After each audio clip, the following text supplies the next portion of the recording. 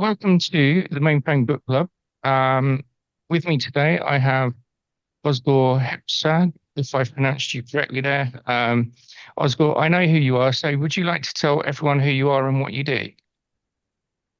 Hello, my name is Özgür and I'm zero system programmer. I have around 5 years of experience. Currently, I work at one of the largest banks in Turkey. Me and my team, our ZOS team, are primarily responsible for maintaining, configuring, and managing the ZOS operating systems and Z machines. Also, I want to mention how I heard about mainframe. My father and my uncle were also system programmers, but they are retired now. That's why I heard about mainframe when I was young. Uh, so I didn't have any friends at university that heard about mainframe. After graduation, I had an opportunity, and so now I am mainframe guy too. That's a great introduction, so thank you for that. Özgür, I know we've spoken already, so the book club always does the same opening question. Would you like to tell us, in your role as a system programmer with a bank in Turkey, do you have any soft skills or tips that you found helpful along the way that you've used, websites, books, resources that you think you might want to pass on? Um, I I believe that knowing how to learn effectively is crucial. There are many detailed IBM manuals and books, and I think they are excellent resources for zero system programmers. But sometimes the details in the documentation can be overwhelming, especially for someone new to Z, and it's easy to get lost without understanding what you're searching for. That happened to me a lot. So when you are researching a topic, it's essential to know where to look and learn quickly what you need. Uh, I Now I also get a lot of help from Gemini or ChatGPT for researching. Nowadays, Gemini is my favorite for IBM Z topics. Uh, with this, you need to be practical. You need to prepare your environment quickly and then test what you have learned and see the results. So having Sandbox environment is also essential. They allow you to practice and implement new things without impacting anyone else, like developers or other system programmers. Moreover, having good communication skills is important as you need to collaborate with other Z specialists, such as Kix, DB2, or storage or security people. We often work together on some projects or when solving some problems. So clear communication ensures that everyone is on the same page, helping to solve problems more effectively and enhancing overall productivity. Oscar, thank you. They're all great tips. And we hear many of the different people that have come on to speak on the book club have echoed your sentiments. So thank you. That's a really interesting and useful way to start. I think what's more interesting when we get into the next part of this conversation, which I found interesting with you before, would you like to tell us a little bit more about your background, the role you're in now, and books and resources that you found useful in your role as a system programmer? Uh, yeah, when I was at university, I participated in a contest called Master the Mainframe, which is now known as the Explorer, I think. This Mhm. contest taught me some very basic things about ZOS, like how to use 3.4 or submitting a bad job and checking it results and etc. It was a great learning experience for me. I recommend it to students or anyone new to Z or anyone want to join to Z world. Also, I wanna mention about a book.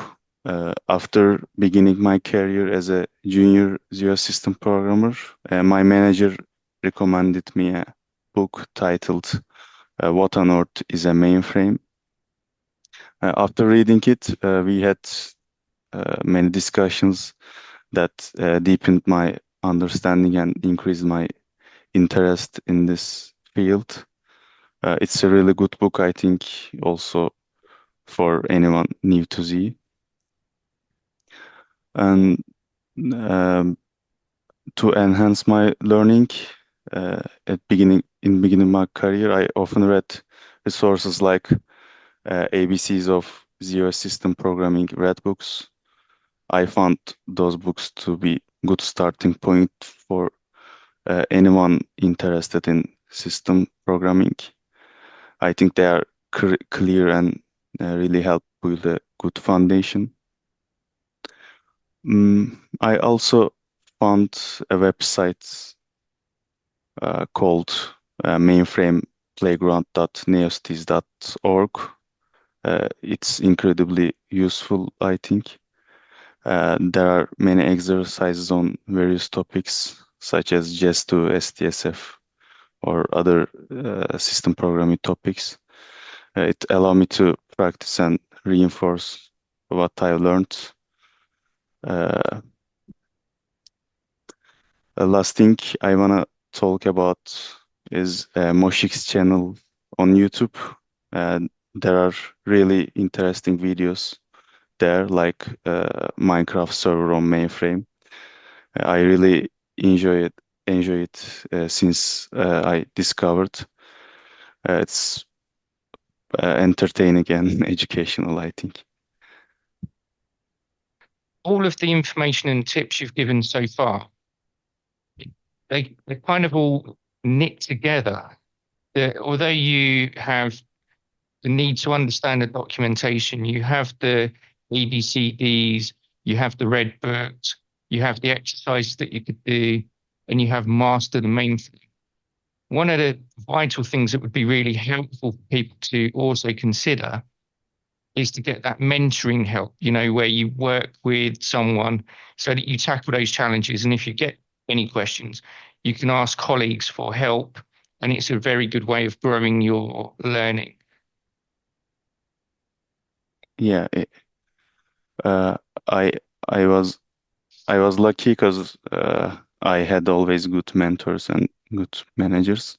I always can ask questions. And also, my father taught me lots of basic things about COS, so I was lucky. But also, it's important to have a good manager or good mentor uh, to show you to learning path, good learning path. And one more, and this is a bit of a leading question, but I know that you've also said that even when you're in the role, it's helpful to look for LinkedIn groups or Facebook groups that are aligned to your area of expertise. Look to see what's out there, because it's always helpful from time to time just to be able to bounce questions of others in a similar position to yourself. Yeah, there are many active LinkedIn groups in LinkedIn for COS programmers or all the community. They share valuable information about new features, and there are often discussions about various problems.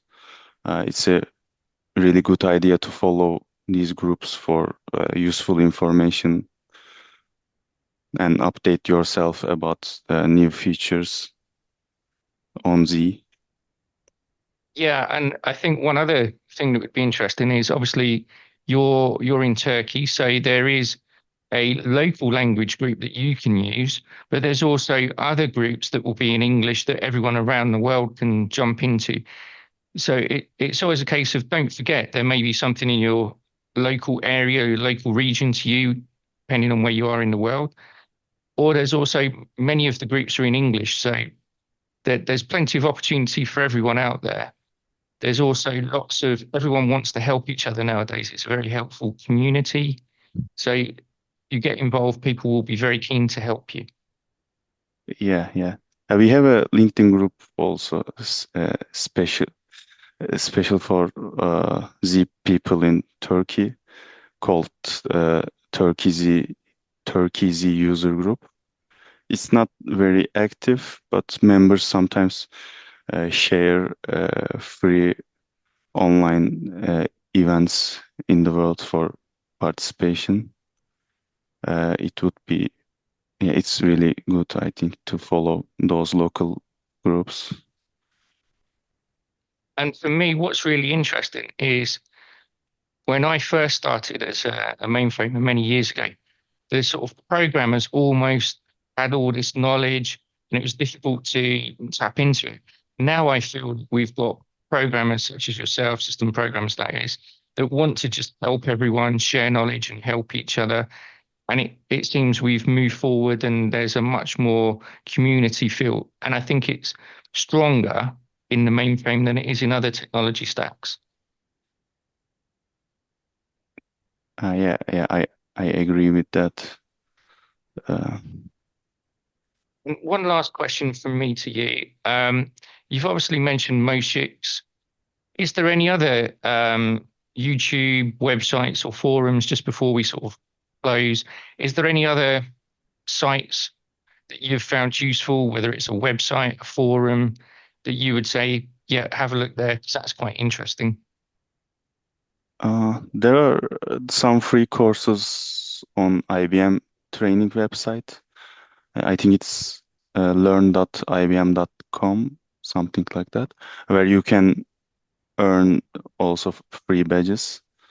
Uh, these courses these courses include introduction to system programming on Z. Uh, they may they may be more free courses available on that website, but I believe just for Z, uh, introduction to system programming Z course is sufficient to get started with IBM Z. You just need to have an IBM account to access these courses for free. That's a great tip because there's lots of different IBM badges. And it's a great way not only to show an employer if you're looking to progress that you have the skills, or if you want to move, obtaining this certification is a great way to show a future employer of your skills. It's also a good way for you to learn as well. So the badge program from IBM is a really good initiative, and that's a great tip that I would share that you've just shared to everyone. There's some great benefits from that program. Yeah, yeah. There are also some courses, but they have you need to pay for it.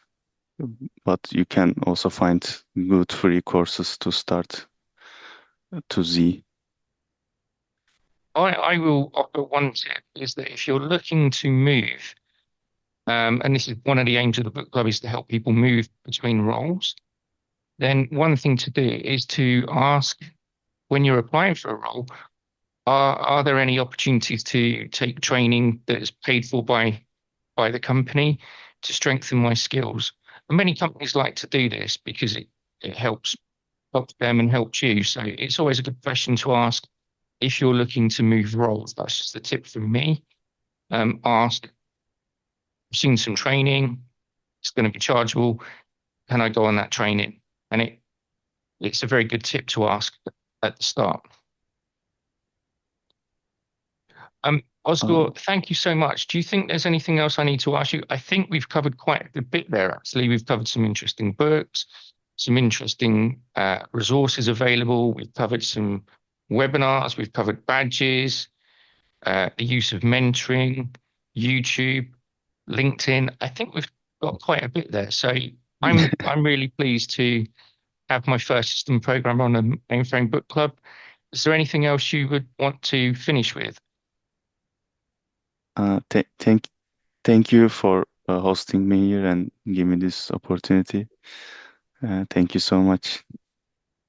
Well, Oscar, thank you so much for agreeing to come on. And it's really interesting to speak to people around the world just to hear a little bit about how they're working. Sometimes we get a little bit nearsighted, and it's nice to know how other people in the world are working. So thank you so much. Thank you.